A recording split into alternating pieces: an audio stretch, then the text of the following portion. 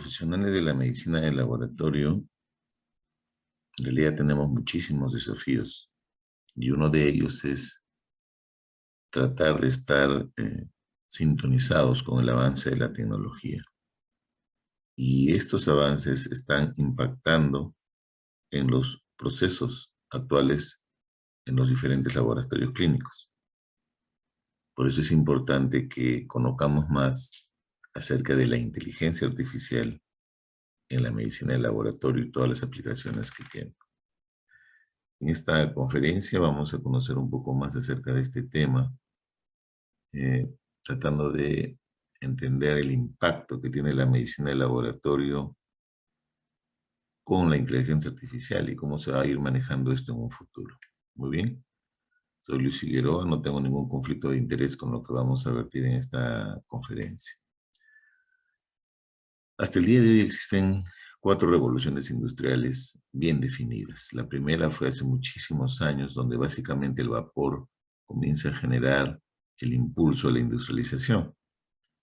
Posteriormente, la electricidad comienza a engranar con una intensa actividad industrial para producir enorme cantidad de bienes prácticamente.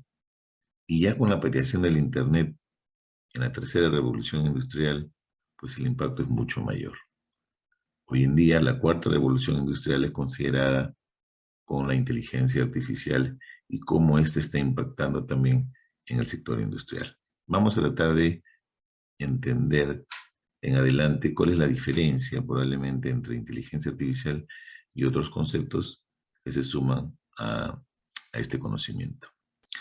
Si ustedes ven aquí hay 2 máquinas, ¿no? 2 empresas, digamos, robots. Unos enormes robots gigantes que están ensamblando autos. Acá unos robots un poco más pequeños que están seleccionando un producto. Parecería que ambos generan probablemente acciones programadas, bien definidas, pero hay una diferencia y vamos a ver cuál es. La inteligencia artificial, por definición, trata de que los sistemas informáticos, la computadora, etcétera, traten de tener un pensamiento humano, traten de desarrollar una acción como si fueran un humano. Por ejemplo, para tratar de definir eh, lo que observamos, lo que llaman visión computarizada. Igualmente, cuando tratamos de hacer robots que traten de simular una acción determinada mediante la robótica, habilidades del lenguaje, por ejemplo, que se utilizan hoy en día mucho en enormes cantidades de software que tratan de traducir, o también escuchando los audios, ¿no? Lo que ya hoy existe también a nivel de diferentes operadores informáticos. Pero cuando la inteligencia artificial que se aplica hace muchísimos años otorga, digamos, comandos o acciones a las computadoras, si nosotros le agregamos un concepto adicional, que es el aprendizaje, es decir, la capacidad que pueda tener esta computadora o este sistema informático de aprender, es cuando se le agrega un concepto adicional más profundo que se llama el machine learning o el aprendizaje de las máquinas. Entonces, ambos ejemplos son inteligencia artificial, ¿no? Ambos responden a actividades que probablemente pudiera hacer un humano en relación a pasos, pero estas tienen solamente una programación bien definida de inicio y fin, acciones secuenciales probablemente, para el ensamblado, pero estas, aparte de tener esa información, comienzan a acumular en base a sus experiencias o la información que uno vaya alimentando estas máquinas para que comiencen a aprender y de repente comenzar a seleccionar cosas que nosotros le vamos a decir. Y estas lentamente comienzan a tener esa capacidad de diferenciar. A esto es lo que se conoce como el machine learning. Y el machine learning o el aprendizaje automático es lo que prácticamente brinda información a los diferentes sistemas desde la perspectiva de aprendizaje, es decir, comienzan a aprender. De esta forma que este concepto viene a estar definido como la habilidad de aprender, la habilidad que tienen, digamos, de poder generar información en base a sus experiencias o lo que nosotros podamos acumular. Un ejemplo clásico es aquellos sistemas, digamos, que permiten definir, por ejemplo, en base a una visión, objetos, ¿no? Personas, bolsas, por ejemplo, una persona con una bolsa, luces de tráfico, camiones, carros, personas. Y si ustedes, por ejemplo, más de una vez cuando han estado haciendo búsquedas en Internet o acceder de repente para instalar un aplicativo, van a encontrar estas alertas donde les piden que ingresen información para verificar, de repente verificar luces de tráfico, verificar puentes, verificar taxis. Y lo único que están haciendo en ese momento es alimentar probablemente una data importante para que algún sistema informático, para que algún operador informático, mediante el aprendizaje, por ejemplo, de imágenes, comience a discriminar lo que está buscando. Y hoy en día, por ejemplo, en base a este simple pensamiento, mediante este algoritmo de entender que las máquinas diferencian, tenemos lo que ya existe en el mercado, ¿no? Que son los autos que son independientes, es decir, se manejan solos, ¿no? Uno está en el auto, como ven aquí la persona no está manejando, simplemente se encuentra en el auto sentado y el auto va a alguna dirección que se le ha programado probablemente. Tesla es las empresas que hoy en día, la empresa que se está dedicando a este tipo de auto y cada vez está mejorando sus versiones. Entonces, cuando ya la inteligencia artificial, por definición, le agrega conceptos de aprendizaje a un algoritmo, a una tecnología, en este caso a un dispositivo, ya sea instrumento, eh, estamos hablando del Machine Learning. Por definitiva, y en este caso casi todas las experiencias de la aplicación de este concepto en laboratorio se aterrizan.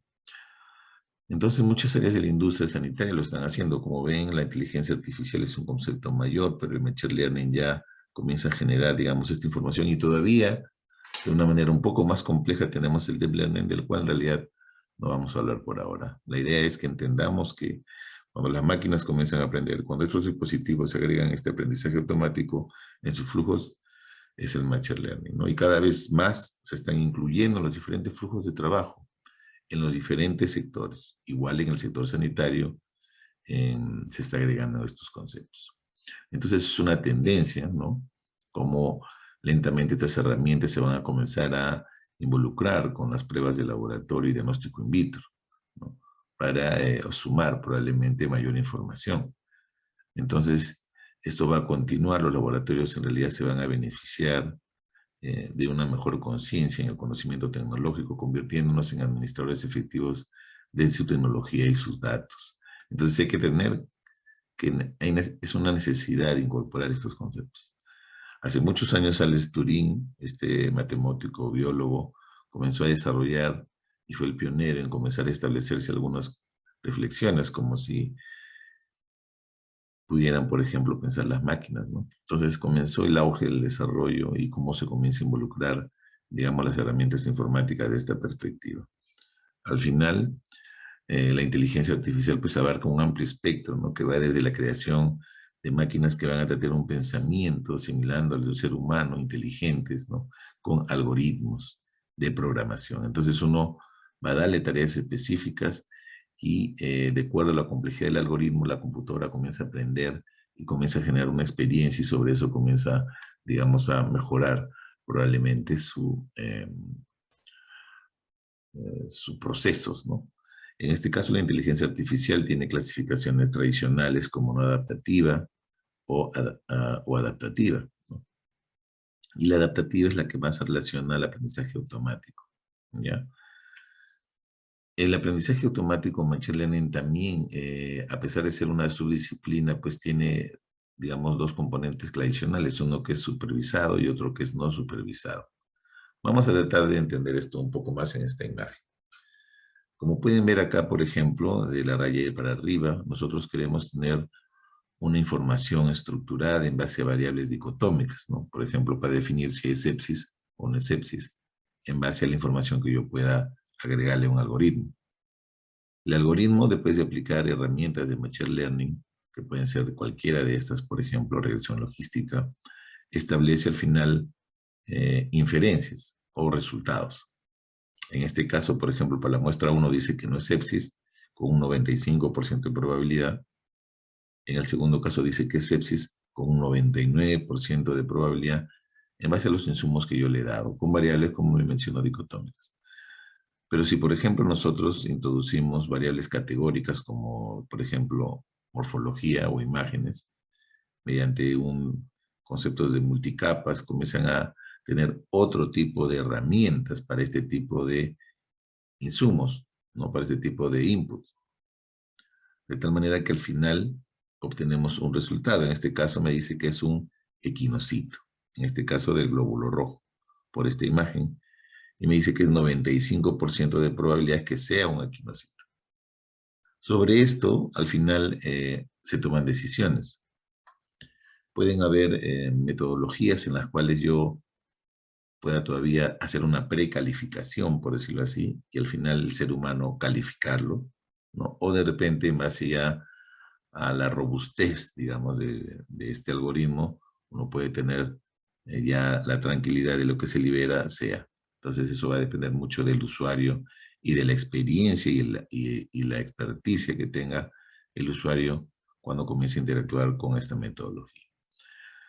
Y es así pues que el Machine Learning está en constante expansión, ¿no? Ya en los laboratorios clínicos, especialmente en estas últimas 2 décadas y en adelante va a ser así, ¿no? Sin embargo, por ejemplo, si hablamos de inteligencia artificial, hace muchísimos años ya se aplica una, que son las curvas de calibración, ¿no? Esta conversión de señales de medición sin procesar en concentraciones de analito que se logra mediante la construcción de curvas. Pero aquí, en definitiva, pues las máquinas no están pensando, simplemente están configuradas para emitir estas regresiones lineales, ¿no? Sin aprendizaje. Otro ejemplo también tenemos para evaluar, por ejemplo, los trastornos del tubo neural que puedan tener los bebés dentro de la barriguita cuando las mujeres están gestando, ¿no? Estas evaluaciones prenatales utilizan la suma de diferentes test y establecen, pues, si es que puede haber o no algún riesgo de tener un defecto de tubo neural mediante diferentes biomarcadores. En general, en laboratorio clínico, generamos mucha información, ¿no? En especial en los laboratorios de bioquímica inmuno, pues son ideales para probablemente implementar estas herramientas, ¿no? Hay muchos datos que necesitan procesarse, existen muchos datos también que se verifican de manera automática y es importante, pues, conocer la interpretación de los mismos. Entonces es una enorme oportunidad, de tal manera que hoy en día muchas de las experiencias ya establecidas se enfocan en estas áreas. Por ejemplo, en espectrometría de masas o en electroforesis se han generado algunas experiencias ya del machine learning. Por ejemplo, en electroforesis ya existen algunas publicaciones de interpretación, digamos, no verificación de resultados mediante el machine learning. Acuérdense que este proceso de interpretación manual genera mucha demanda de los profesionales que están a cargo. Entonces, si se automatiza, por ejemplo, mediante redes neuronales, ayudaría de repente a su interpretación, ¿no? Y esa es la tendencia, por ejemplo, en este aspecto, la automatización de la interpretación de patrones de electroforesis. Sin embargo, las mismas publicaciones aún mencionan que todavía es subóptima, pero en algún momento va a mejorar de manera dramática, de manera drástica, la eficiencia de esta interpretación. De la misma forma, por ejemplo, para evaluación de perfiles tiroideos o de paneles multianalitos, como por ejemplo esteroides o aminoácidos, se están utilizando ya la interpretación mediante Machine Learning. Otra experiencia que ya se conoce hace mucho tiempo es el equipos automatizados para lectura de orinas, ¿no? Mediante archivos de imágenes, donde ya, digamos, el software que tienen estas computadoras de estos procesos te emiten la interpretación, obviamente mediante una precalificación y al final ya será el usuario que pueda liberar el resultado, ¿no? Del proceso.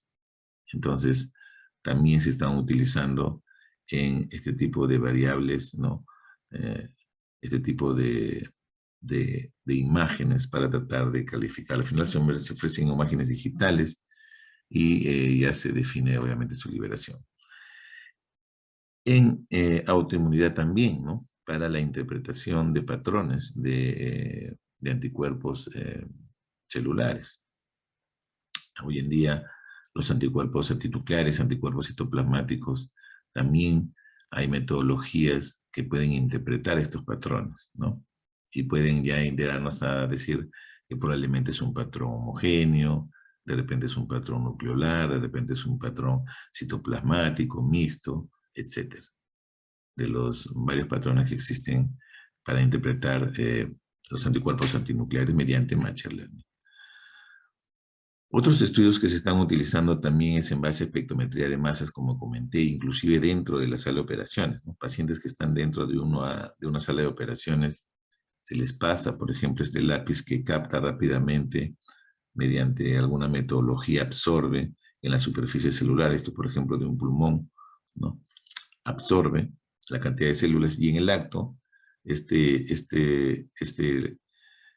información, este espécimen, ingresa al espectrómetro de masa, se atomiza la muestra, se analiza y mediante patrones en ese momento, en el momento de la operación, nos está diciendo si el paciente tiene o no tiene cáncer, para que en ese momento se tomen decisiones, ¿no? Este LAPI más SPEC ya tiene, digamos, alguna experiencia y algunos países ya está avanzándose en relación a este tema para cánceres de diferente fuente, ¿no? Tiroides, pulmón, ovarios, etc. De la misma forma, quizás una de las aplicaciones más interesantes de la inteligencia artificial o el machine learning es en la hemopatología, ¿no? La hematopatología, pues, es una especialidad muy interesante y ya hay muchas, digamos, hay mucha experiencia, hay empresas que se dedican ya a interpretar mediante, obviamente, herramientas de machine learning y a identificar, ¿no? Mediante imágenes la célula. Tienen un rendimiento importante, hay bastantes estudios que tratan de ver cómo se han comparado, digamos, lectores humanos mediante microscopía enfrentados a estos algoritmos, ¿no? Y se ve que hay una muy buena correlación. Quizás una de las experiencias más grandes sea de esta empresa, ¿no? De esta metodología mediante la red neuronal artificial estática. Hay varios estudios que se han publicado en relación a la alta correlación que existe para la mayoría de células en relación a su calificación. Entonces, es una posibilidad. Al final, acuérdense que ya el usuario será el que tenga que ver en desarrollo, porque es importante cómo se involucra el profesional de la medicina en laboratorio para este fin. Un equipo interesante que es este acá, es un equipo que hace hemogramas, digamos, desde la perspectiva POC, es decir, en la consulta, ¿no? De repente, en un primer nivel de atención, podemos ya, mediante este equipo, tener hemogramas. Hay una interpretación y utiliza inteligencia y visión artificial para este fin. El analizador, por ejemplo, te mide 200 campos, ¿no? Ya vamos a ver un poco cómo funciona. Los estudios donde se ha comparado esta metodología, por ejemplo, mediante una casa comercial importante de hematología, se ve que la correlación es altísima también, ¿no?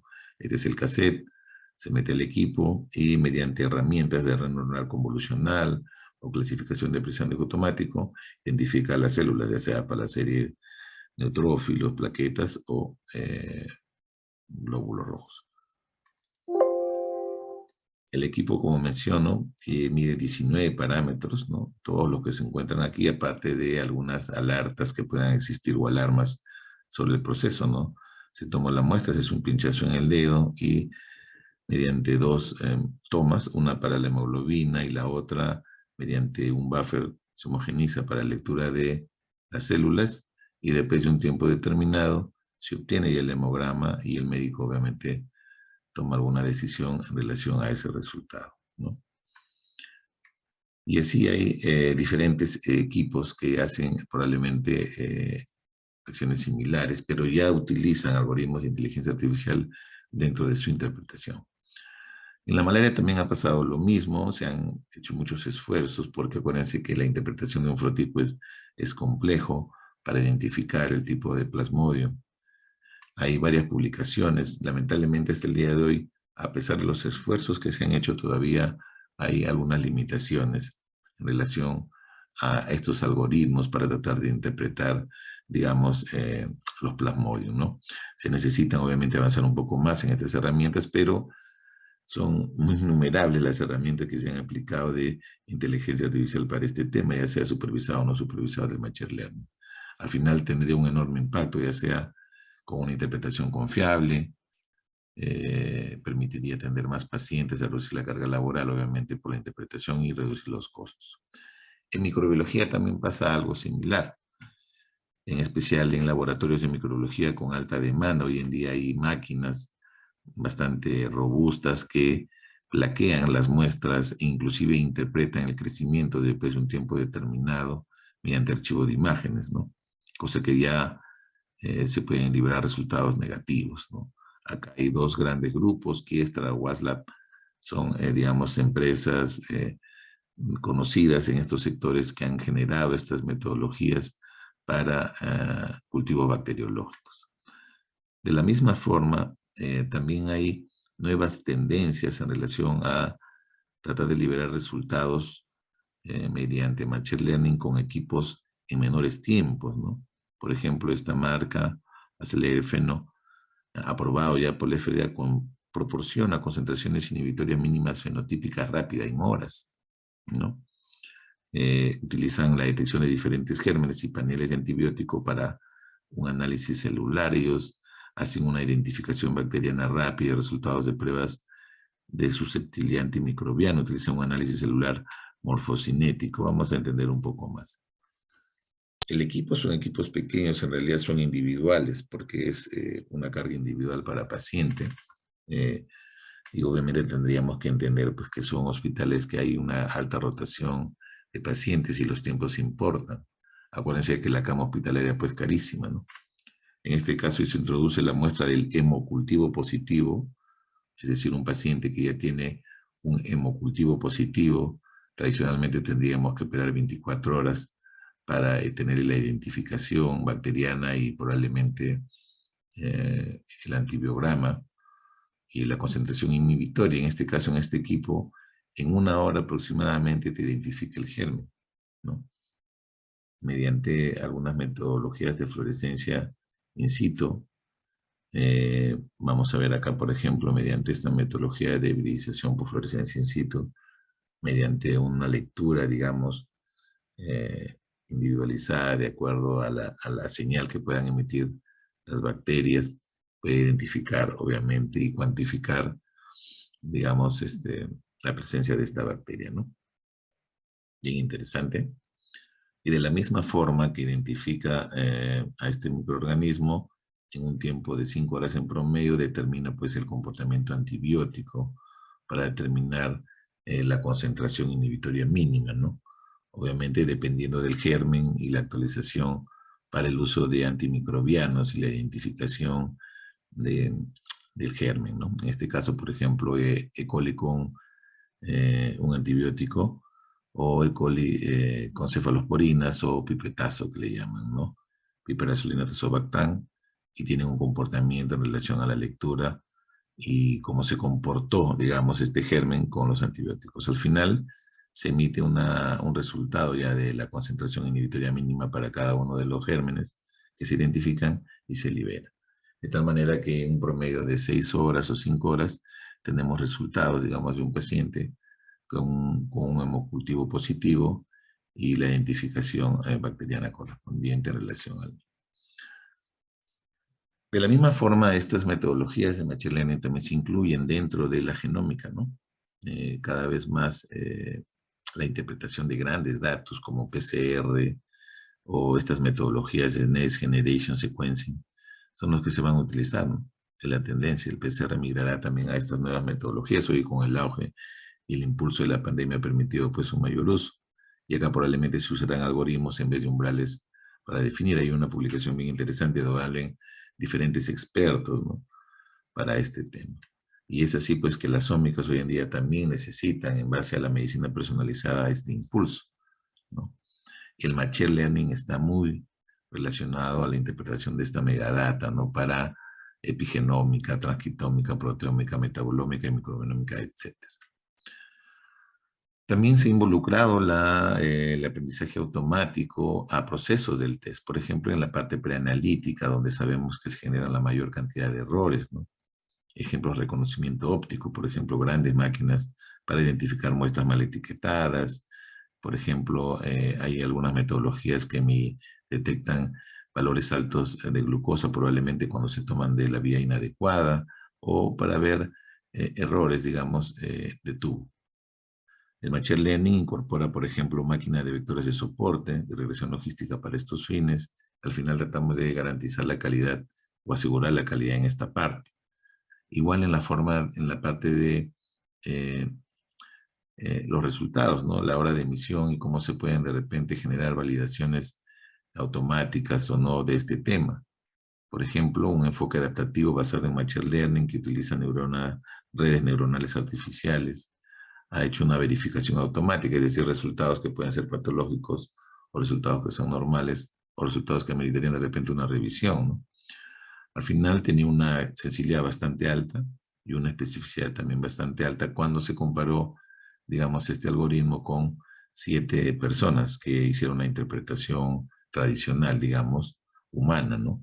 Acá vemos los test que se incluyeron y vemos, por ejemplo, cómo los bioquímicos, por ejemplo, que evaluaron, bioquímicos clínicos que evaluaron, en este caso, especialistas, ¿no? Con limitaciones de tiempo, como mencionan, pues rechazaron el 98%. Rechazaron el 401 muestras, pero la máquina rechazó también el 98%. De la misma forma, hicieron una validación, por ejemplo, del 100% de 1500 análisis, pero 33 fueron rechazados, por ejemplo, por la computadora, dando estos valores altos, digamos, de interpretación. Habría que ver ya en detalle cuáles son. Entonces aquí depende mucho cómo nosotros comencemos a interactuar con esta manera de autoverificación, ¿no? Hay bastante información en los laboratorios en realidad. En el proceso total del test pues se genera mucha información y acuérdense que las pruebas pues ayudan a guiar el diagnóstico, el tratamiento, la predicción o el resultado de la enfermedad, ¿no? El laboratorio pues necesita muchas herramientas de este tipo y el Machine Learning pues se concatena muy bien a estas metodologías. Hoy en día inclusive, ante la tendencia de tener historias clínicas virtuales, pues es importante el rol de la liberación de resultados en este sentido, ¿no? Y la responsabilidad, en este caso, de los directores del laboratorio, los médicos patólogos clínicos, en la emisión final de este reporte a la historia clínica, que es un documento médico legal, ¿no? Entonces acá pues hay que entender un poco más este concepto, al menos cuando ya se tienen registros médicos electrónicos. Al final también hay una tendencia a que los resultados del laboratorio sean interpretados mediante algoritmos para predecir cómo va a ir ese paciente. Por ejemplo, si yo veo un paciente que lentamente su glucosa en los controles va subiendo, que lentamente su hemoglobina glicosilada va subiendo, pues probablemente voy a predecir que ese paciente tarde o temprano se va a descompensar. Igual para diferentes perfiles, ¿no? Tasa de filtración glomerular, por ejemplo, para evaluar el comportamiento renal, el perfil lipídico, por ejemplo, para evaluar el riesgo cardiovascular, etcétera. Entonces, estos modelos de predicción clínica ya se están usando mucho, ¿no? De una manera proactiva para tratar de hacer intervenciones un poco más de repente enérgicas. De la misma forma, se ha utilizado muchos modelos predictivos hoy en día para el COVID, ¿no? En esta publicación, por ejemplo, se ve como algunos pacientes que ingresaban con sospecha, obviamente, de COVID, con insuficiencia respiratoria, podían tener un proceso mucho más complejo en base a algunos patrones de ingreso, frecuencia respiratoria, oximetría, etcétera, y la demanda de oxígeno más algunos patrones de laboratorio y se podía predecir claramente quienes iban a tener una evolución más tórpida o aquellos. Igual hay innumerables modelos predictivos que se utilizan para diferentes enfermedades. Hoy en día se utiliza mucho para predecir, digamos, el riesgo de tener una enfermedad renal aguda, el comportamiento para el tratamiento oncológico en pacientes, etc.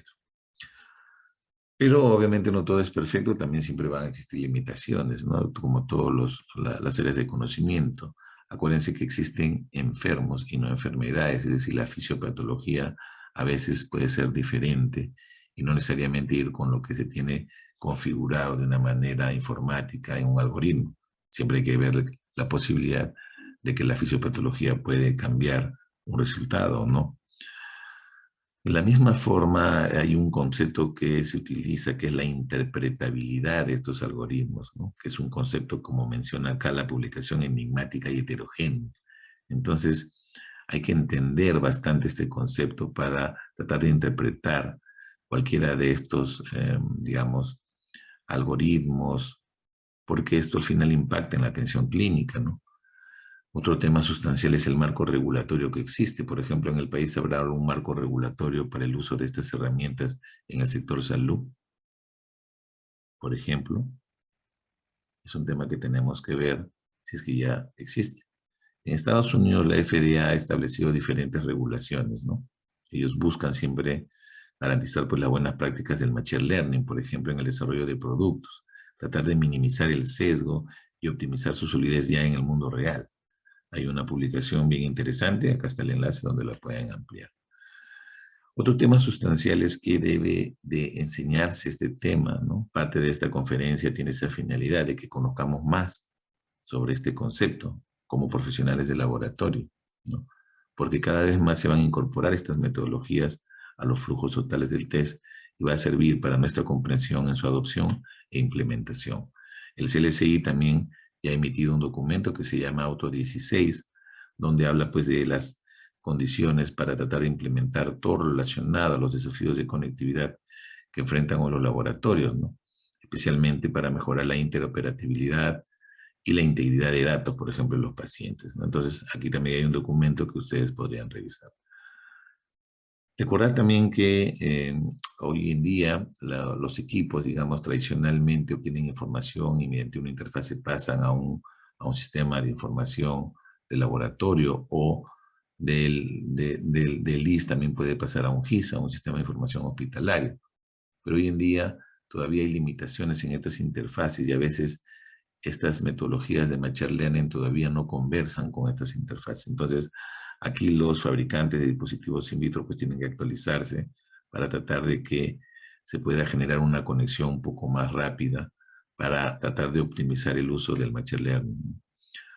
Otro tema interesante que se aborda es el tema ético. Por ejemplo, esto se ve mucho para los nuevos cálculos de la tasa de filtración glomerular. Hoy en día ya instituciones americanas han comenzado a usar fórmulas donde no se utiliza, por ejemplo, la raza, ¿no? Ahí siempre se generaba una discusión porque las tasas de filtración se emitían en base a raza blanca o raza negra, pero hoy en día ya están obligando a que los cálculos de la tasa de filtración glomerular se den sin este tipo de variables. Entonces, también el aspecto ético para el desarrollo de algoritmos tiene que ver. Muy bien, entonces ya para terminar vamos a ver las futuras direcciones que existen, ¿no? Cada vez que conocer más la patología computacional se vuelve necesario dentro de nuestras habilidades duras y quizás las nuevas generaciones tengan que entender la importancia de la patología computacional, de la biomedicina, ¿no? De entender un poco más este tema. La medicina computacional, la patología computacional son herramientas que se vienen en un futuro, ¿no? Como dije, estas herramientas influyen cada vez probablemente en temas que impulsan la atención clínica. Entonces, hay que conocer estas emergencias, estas tecnologías emergentes, ¿no? Eh, para especialmente buscar su eficiencia y el impacto que puedan generar, ¿no? Hay que diseñarlos, evaluarlos, supervisarlos, ¿no? De manera rigurosa, evitar pues el impacto que puedan generar en los pacientes. Al final, los laboratorios y los profesionales de la medicina de laboratorio pues tienen un papel importante que desempeñar en el desarrollo y la administración del machine learning, de la inteligencia artificial en la medicina de laboratorio para permitirnos aprovechar todo el potencial, digamos, que se puede obtener de esta información por la megadata que producimos. Muy bien, muchísimas gracias por escucharme en esta conferencia y para que sepan un poco más acerca de esta disciplina de la medicina de laboratorio y su aplicación en los laboratorios clínicos. Los invito, esto se va a realizar el día de mañana viernes 4 vamos a tener un foro internacional. Yo voy a hablar acerca de los desafíos que se vienen en esta nueva tercera ola en el Perú en este momento por la pandemia del SARS-CoV-2. Muchas gracias a todos, cordialmente invitados a unirse a mis redes sociales, acá en el canal de YouTube, a suscribirse, en mi página en Facebook también, y ahora en el lanzamiento de mi nueva temporada, la segunda temporada de mi podcast para este año 2022, quedan cordialmente invitados para que se suscriban y escuchen los episodios que pueda subir en esta red social.